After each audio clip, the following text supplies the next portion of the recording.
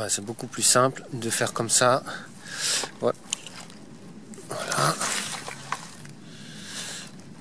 Et comme ça, mon blé est à peu près bien mis dans le sol. Il n'a pas besoin d'aller... il faut quand même 4 à 5 cm quand on a des sols qui ne sont pas des sols, comment dirais-je, paillés. Mais il faut quand même le mettre à 3-4 cm pour qu'il pousse relativement bien. Alors après, c'est la première fois avec le blé que j'utilise cette technique, donc on verra si ça fonctionne. Je sais que les professionnels, eux, qui font des couverts végétaux, eux, prennent un disque, tranchent le sol.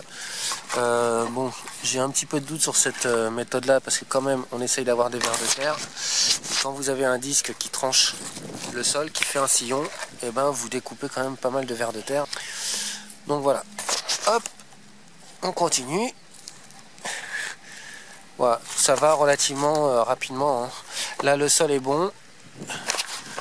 Mais s'il était vraiment dur, faut pas hésiter à essayer de le décompacter avec une grelinette ou comment ça s'appelle. Même si on est dans des méthodes de non-travail du sol, vaut mieux que votre sol soit un petit peu travaillé et que votre plante pousse que le contraire. C'est-à-dire que votre sol n'est pas travaillé et votre plante ne pousse pas.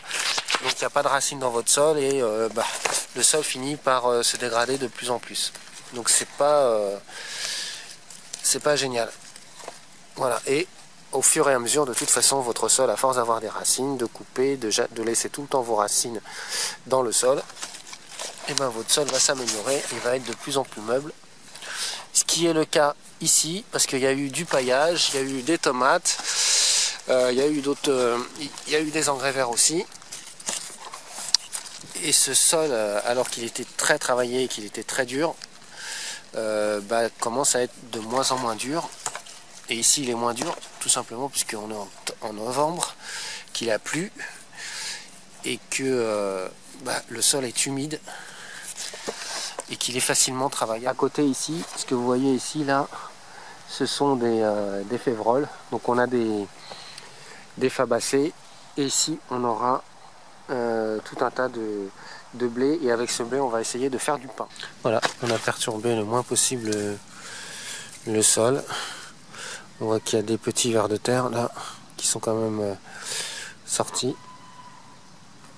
Voilà, mais ils sont bien vivants, on les a pas découpés en morceaux. Donc je vais remettre ce paillis, voilà, qui a été où il y en a très peu maintenant. Alors maintenant je vais disposer un petit peu de févrole. Voilà, je vais en mettre un peu à droite à gauche,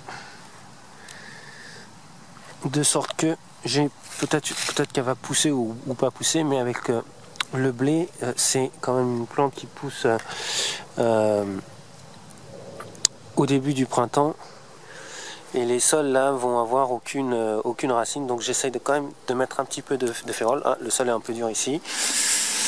Donc par rapport à ce sol, ça a été plutôt bien, il était assez meuble. J'ai pas eu besoin de me servir de grelinette ou de comment dirais-je, de bêche pour décompacter le sol. Pourtant c'était un sol assez dur. Alors c'est vrai que dans des coins c'est quand même, le sol est un peu dur. Voilà. Donc ici on a eu du paillage. Donc il y a eu une forte quantité quand même de paillage. Je mets un petit peu de feuilles qui se décomposent très facilement. Ça c'est des feuilles d'acacia. C'est juste pour maintenir à l'ombre tous ces branchages qui sont au contact du sol là et qui sont de la luzerne. Voilà, maintenant c'est terminé, c'est paillé. Ici donc on a nos fèves, à côté on a l'arbre, c'est-à-dire qu'on a notre coin agroforesterie, arbre et puis culture autour. Blé, ici là-bas ce sont de la moutarde, ce sont des engrais verts.